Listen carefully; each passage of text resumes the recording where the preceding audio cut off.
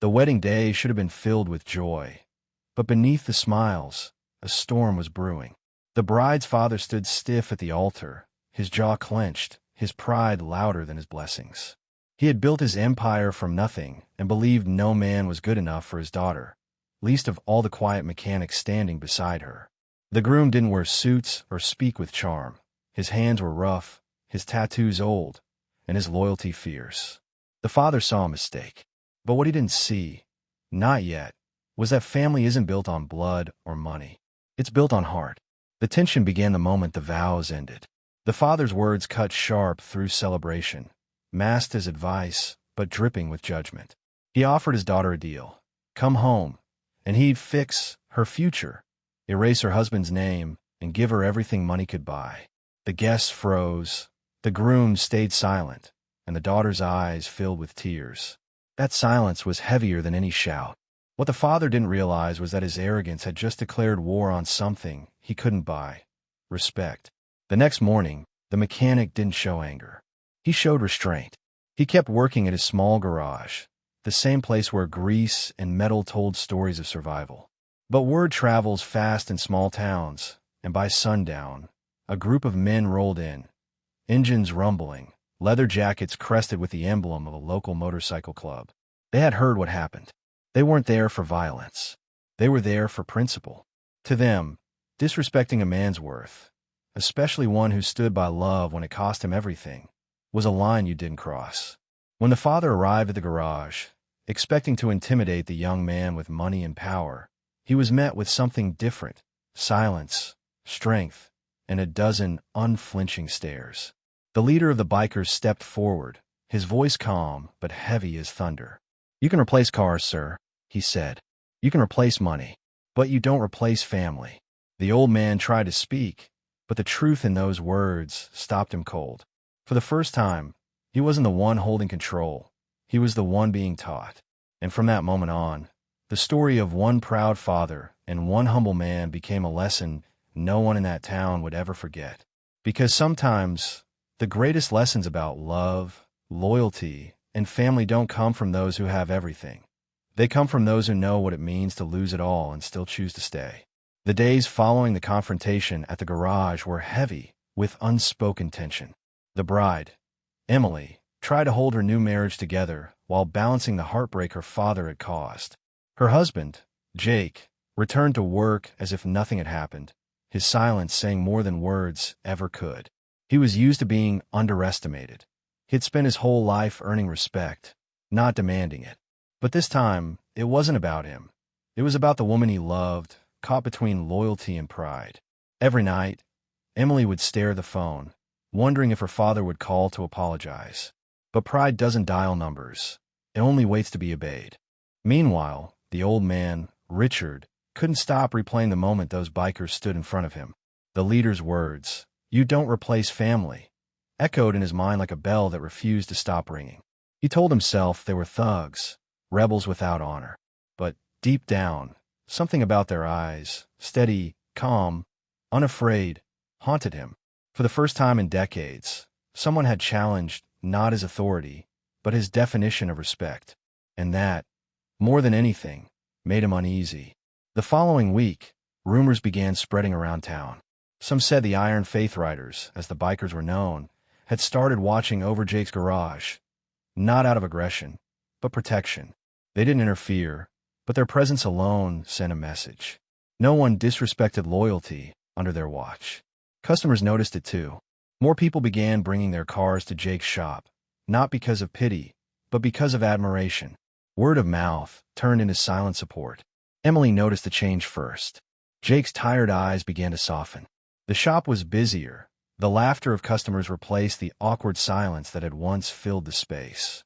But even as things improved, the shadow of her father's disapproval lingered. Every success felt incomplete, every smile forced. Jake never spoke ill of Richard, but Emily could see the pain behind his restraint, the pain of a man trying to prove his worth to someone who refused to see it. Then, one evening, a black car stopped across the street from the garage. Richard sat inside, engine running, watching Jake close up shop. The bikers were there, leaning on their bikes, exchanging easy laughter with him. It wasn't rebellion Richard saw. It was brotherhood. It was something he couldn't buy, couldn't control, and couldn't understand. And for the first time, he wondered if perhaps he wasn't the teacher in this story, but the student. The next morning, Richard showed up unannounced at his daughter's home. Emily opened the door, surprised to see him standing there, holding a small box. "For your new home," he said stiffly, his tone cold, but his eyes uncertain. She hesitated before taking it, unsure if it was an olive branch or another insult wrapped in politeness. Inside, she found an expensive clock, golden, elegant, but lifeless. "It's beautiful," she said quietly. "But dad time isn't what we need." Her words struck deeper than she intended. Richard said nothing, only nodded, and left without another word. Meanwhile, at the garage, life continued with quiet strength. The Iron Faith Riders came by often, helping Jake when he was overwhelmed with work. They were rough around the edges, but their loyalty ran deeper than steel. One of them, a tall, grizzled man named Diesel, became Jake's closest ally. "Family ain't who shares your name," Diesel once said, tightening a wrench. "It's who shows up when you're too tired to keep fighting." Jake didn't respond, but he understood. Every sound of a revving engine outside reminded him that he wasn't alone anymore. But Richard wasn't done. His pride, bruised yet stubborn, pushed him to act. He called an old friend, a business developer, and arranged to buy the land surrounding Jake's garage. His plan was simple: force the young man to sell, to move away, to vanish quietly. He told himself it was for Emily's future, but the truth was uglier. It was about control, about proving that his money still meant something in a world that was beginning to outgrow it. When Jake received the notice of intent to purchase, he didn't react with anger. He simply folded the letter and placed it on his workbench. That evening, the Iron Faith Riders gathered. The men listened as Jake explained what had happened, his tone calm, almost resigned. Bear, the club's leader, leaned forward, his voice low but firm. "You can't fight pride with pride," he said, "but you can show it what respect looks like." Jake nodded slowly. He understood. This wasn't about revenge. It was about dignity. 2 nights later, Richard arrived at the garage again, this time to finalize the deal.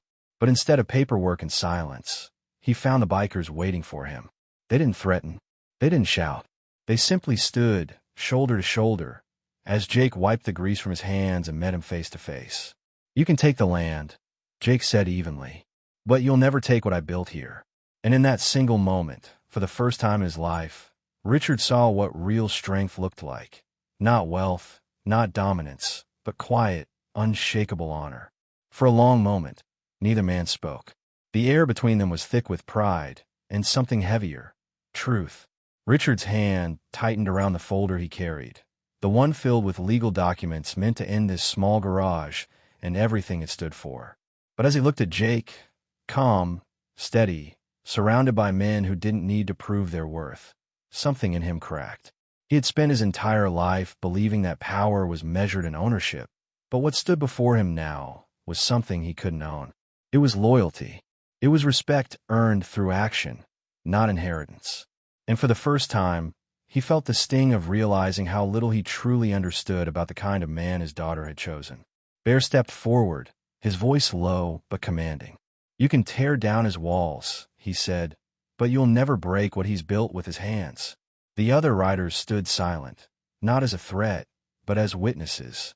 Richard turned to leave, but before he did, Jake said quietly, "You taught your daughter to stand tall. Maybe it's time you remembered how to do the same."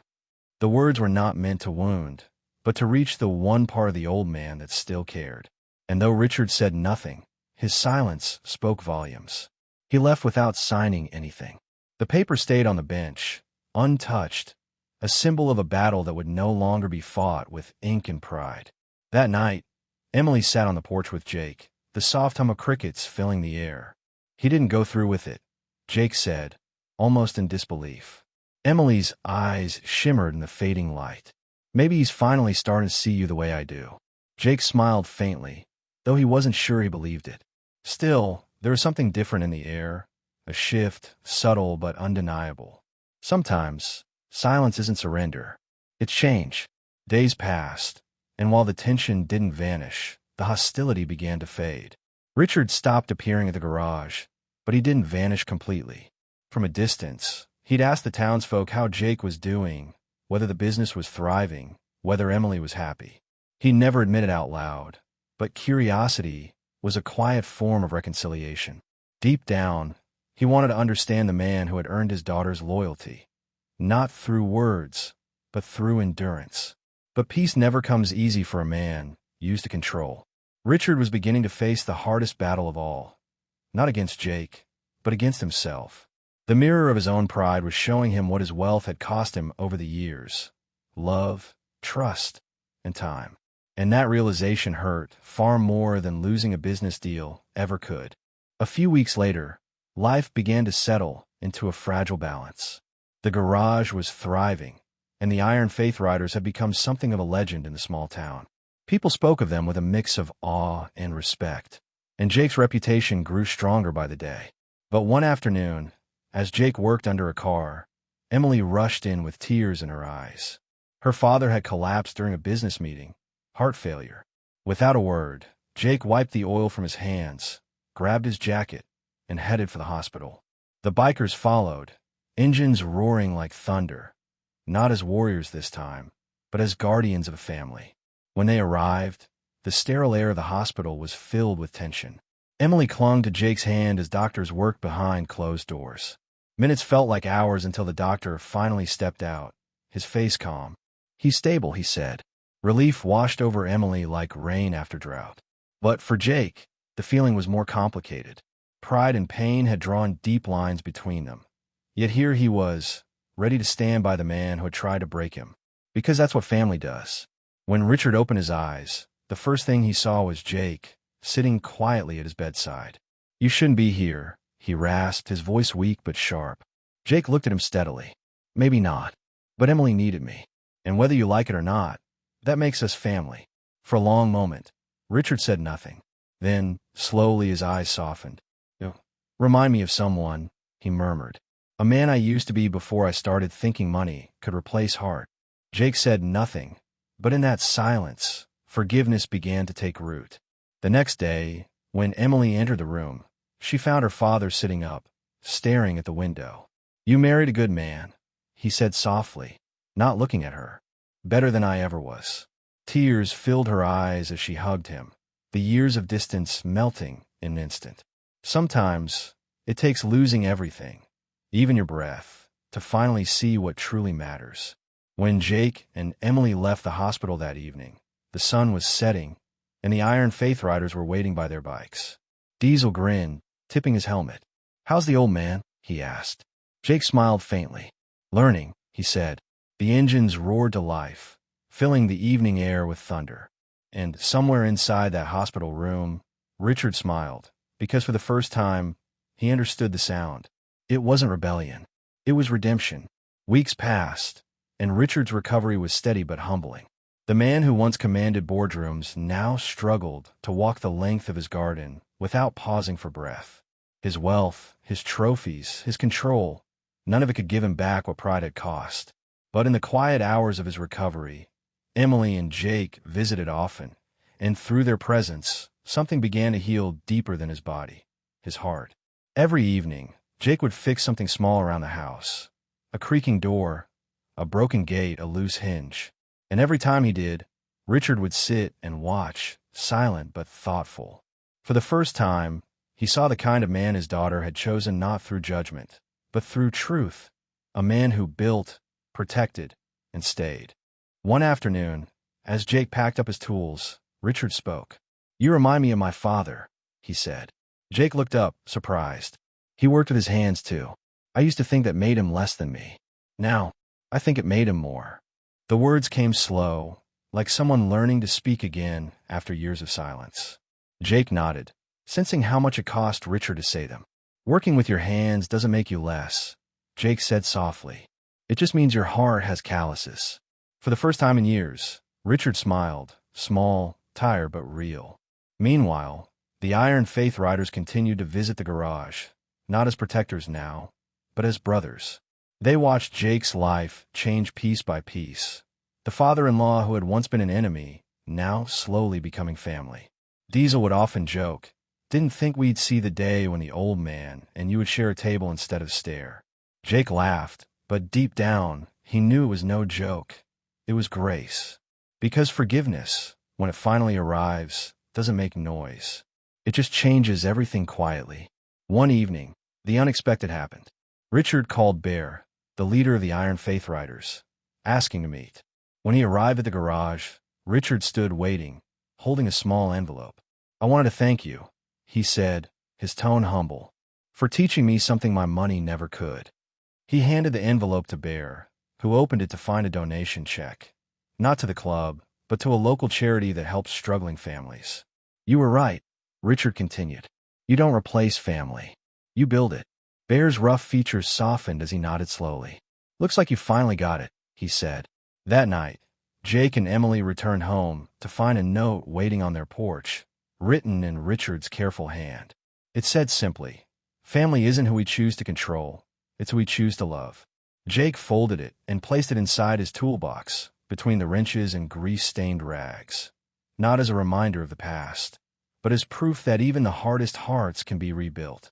Months later, a town event brought everyone together. A charity ride organized by the Iron Faith Riders to raise funds for children in need. Dozens of motorcycles lined the streets, their chrome glinting in the sun, their riders standing shoulder to shoulder.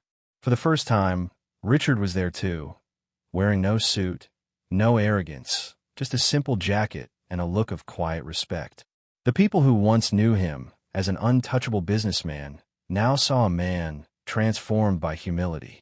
As the engine started, the air filled with thunder, but this time, it wasn't rebellion echoing through the town. It was unity. Richard watched from the sidelines as Jake mounted his bike, Emily climbing behind him, her laughter carried by the wind. The old man's eyes misted over as he realized how much he had almost lost, and how much he had gained by letting go. For the first time in years, he didn't feel superior. He felt grateful. After the ride, the townsfolk gathered for food and laughter. Richard found himself surrounded by bikers, men with tattoos, rough hands, and soft eyes, who welcomed him like one of their own. Diesel handed him a cup of coffee and grinned. "Never thought we'd see you here, old man." Richard chuckled. "Neither did I," he admitted. "But maybe I needed to ride through the noise to finally hear the truth." The men nodded, understanding every word. As the sun dipped below the horizon, Bear raised a toast. "To family, the ones we're born with, and the ones we fight to keep." The crowd cheered, glasses clinking, engines rumbling in approval. Richard lifted his cup too, his heart swelling with something he hadn't felt in years, belonging. For the first time, he understood that family wasn't a hierarchy. It was a circle, held together not by perfection, but by forgiveness. Later that night, as Jake and Emily watched the fireworks burst above the town, Richard approached quietly. He placed a hand on Jake's shoulder and said, "Thank you for not giving up on me, son." Jake turned, smiling. "We all need a little fixing now and then." And as the fireworks reflected in their eyes, the past, with all its mistakes, pain, and pride, finally found peace. Because in the end, the hardest lessons in life aren't taught by success or power. They're taught by love, mercy, and the courage to change. In the weeks that followed, Richard's transformation became impossible to ignore. The man who once barked orders now listened, truly listened. He began spending time at the garage, not to supervise, but to learn. Jake, ever humble, showed him how to change oil, fix brakes, and weld small parts. It was clumsy at first. The old man dropped tools, cursed softly, and laughed in a way he hadn't in years. But every mistake brought them closer. They weren't just mending cars. They were mending generations. Emily often watched from the doorway, tears in her eyes, realizing she was witnessing something rare, pride learning to bow to love. One afternoon, as they worked side by side, Richard spoke without looking up. "You know," he said, tightening a bolt, "I used to think success meant being feared. But the men who follow you, those bikers, they don't fear you. They respect you." Jake smiled faintly. "Respect isn't something you demand," he said. "It's something you give until it's returned." Richard paused, letting the words sink in. It was such a simple truth, and yet it had taken him a lifetime to understand it. Later that evening, The Iron Faith Riders gathered at the garage for their usual Friday meetup. Richard surprised everyone by showing up with a tray of food. Homemade. Laughter erupted as the old man awkwardly set it down, brushing off jokes about his executive-level catering. But beneath the humor, something powerful was happening. A wall that had stood for decades between class, pride, and prejudice was finally gone. They were equals now, men bound by loyalty and love, not titles or bank accounts. Diesel leaned over to Jake, nodding toward Richard. "Never thought I'd see him laughing with us," he said. Jake smirked. "That makes two of us." Across the room, Richard was telling a story from his youth. Not about business or deals, but about a road trip he'd taken long ago, before life hardened him. His eyes sparkled as he spoke, and for a moment, he looked decades younger. The bikers listened intently, not out of obligation, but out of respect. In that garage filled with laughter and grease, something sacred was being rebuilt, not engines, but hearts. When the night ended, Richard pulled Jake aside. "You gave me back something I didn't know I'd lost," he said quietly. "My humanity." Jake shook his head. "No, sir. You just remembered where you left it." And for the first time, Richard didn't correct him. He just smiled, the kind of smile that carries peace after a lifetime of battles. Months passed, and the once divided family became inseparable. Holidays were no longer formal dinners filled with tension, but warm, messy gatherings where laughter drowned out the past. The Iron Faith Riders were always welcome, their bikes lined up outside the house like symbols of freedom and brotherhood. Richard would sit on the porch, coffee in hand, listening to their stories about the road. He never judged, never interrupted. He just listened. Each tale reminded him of a truth he had ignored for too long. Wisdom doesn't wear a suit. It rides in scars, in loyalty, in the sound of engines that refuse to die. One afternoon, Bear visited Richard privately. The two men sat quietly for a long time, saying little. Finally, Bear spoke. "You know, most men spend their lives trying to control the world around them. But the real strength comes from learning to ride with it." Richard chuckled softly. "I spent 60 years trying to steer every road I took. Turns out, the best ones weren't even on my map." Bear nodded, raising his cup. "Welcome to the ride, brother." And in that simple gesture, two very different men found a shared truth. That respect is the road that connects us all. Jake watched the friendship between them grow with pride. There was something beautiful about seeing a man who once saw bikers as trouble, now sharing stories and laughter with them. Richard, in turn, began quietly helping the club, using his business knowledge to assist them in organizing charity events and fundraisers. What began as tension had transformed into alliance. Together, they created programs for single parents, struggling veterans, and troubled youth, a living legacy of second chances. The town began to take notice. What was once just a garage and a group of rowdy bikers had become the beating heart of the community. Families came to the club not for fear, but for help. People spoke of Richard and Jake as symbols of what redemption truly looked like. Two men who found common ground not through power, but through forgiveness. And though no one said it out loud, everyone knew this wasn't just about them. It was about the countless families torn apart by pride, learning that love was worth more than being right. One evening, as the sun dipped low and the sound of motorcycles echoed through the hills, Richard stood outside the garage beside Jake. The air smelled of oil, metal, and peace. "You know," Richard said quietly, "I used to think legacy meant buildings and businesses. But now I think it's this, the people you help stand taller than you ever did." Jake looked at him and smiled. "Then I guess you built the best legacy a man could ask for." And as the engines roared in the distance, both men stood together, not as rivals, not as in-laws, but as family. As the years passed, time carved new lines on their faces but smoothed the sharp edges of their past. Richard grew older, slower, but lighter, as if each act of forgiveness had taken a piece of his burden away. Every Sunday, he still visited the garage, though his hands could no longer hold the tools steady. Instead, he offered advice, stories, and laughter that filled the air like music. The bikers began calling him Old Man Steel, not because of his money, but because of his unbreakable spirit. It became a name he wore with pride. Jake and Emily's love deepened, not through grand gestures, but through the small, steady rhythm of everyday life. A shared coffee, a repaired bike, a sunset watched from the porch. Their marriage had started under fire, but what had once been fragile was now unshakable. The same town that once whispered about them now looked up to them. Their garage had become more than a business. It was a refuge, a symbol of resilience. People came not only to fix their cars, but to find hope, to hear the story of the man who was almost replaced, and the father who learned the meaning of family too late, but made it right in time. One afternoon, Richard gathered everyone: Jake, Emily, the Iron Faith riders, and even townsfolk who had once doubted him. Standing under the large oak tree beside the garage, he spoke with a voice that trembled only slightly. "I've spent most of my life building walls made of pride," he said. "But this place, these people, you tore them down. And what I found behind them wasn't weakness. It was love." The crowd listened in silence. For a man who once believed vulnerability was failure, his honesty now shone brighter than any of his former glory. He turned to Jake then, his eyes moist but steady. "You taught me something I never learned in all my years of business. That respect isn't earned through power. It's earned through grace. You didn't fight me. You forgave me. And because of that, I became a better man." Jake didn't reply with words.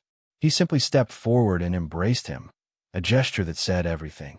Around them, the bikers began clapping softly, their engines humming low like a chorus of approval.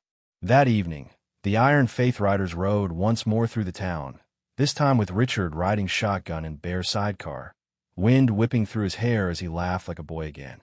The sound of engines echoed through the streets, not as rebellion, but as redemption. And for the first time, the man who once tried to buy respect finally understood what it felt like to earn it. Years later, the garage stood as a living testament to their story, its walls lined with photographs of smiling faces, grease-stained memories, and the emblem of the Iron Faith riders proudly painted above the door. Richard had passed peacefully by then, leaving behind not just wealth or property, but something far more valuable: unity. His will didn't divide his fortune among banks or charities. Instead, it established a foundation for families in crisis, named the Steelheart Fund. Its purpose was simple: to remind people that love is worth more than pride, and that every family deserves a second chance. Jake took over the foundation alongside Emily and the riders. Together, they turned it into a movement that stretched far beyond their small town. Stories poured in: fathers reconciling with sons, daughters forgiving mothers, broken homes finding healing again. The legend of the man who tried to replace his son-in-law, but ended up replacing his heart, became an inspiration to thousands. The sound of motorcycles rolling into neighborhoods no longer stirred fear, it brought hope.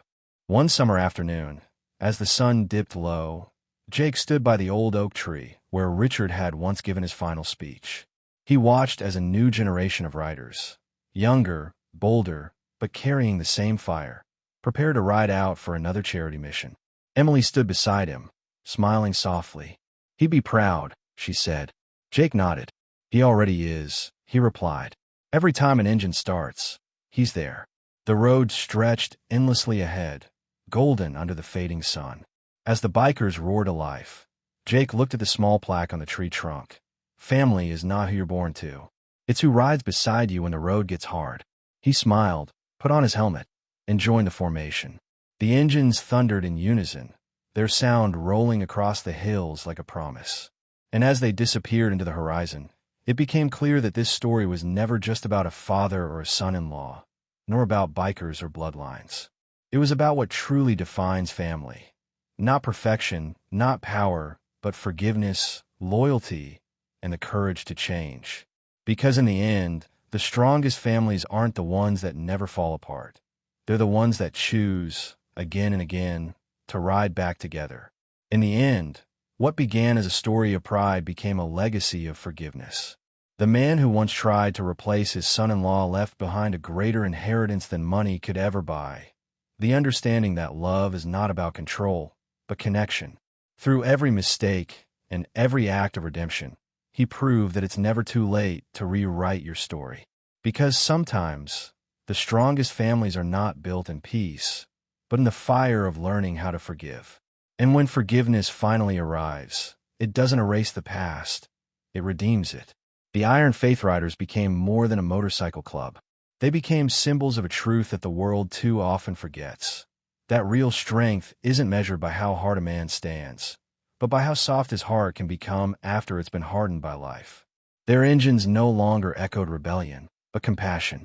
Every ride, every mission, every act of kindness was a reminder that even the toughest men can be the keepers of grace.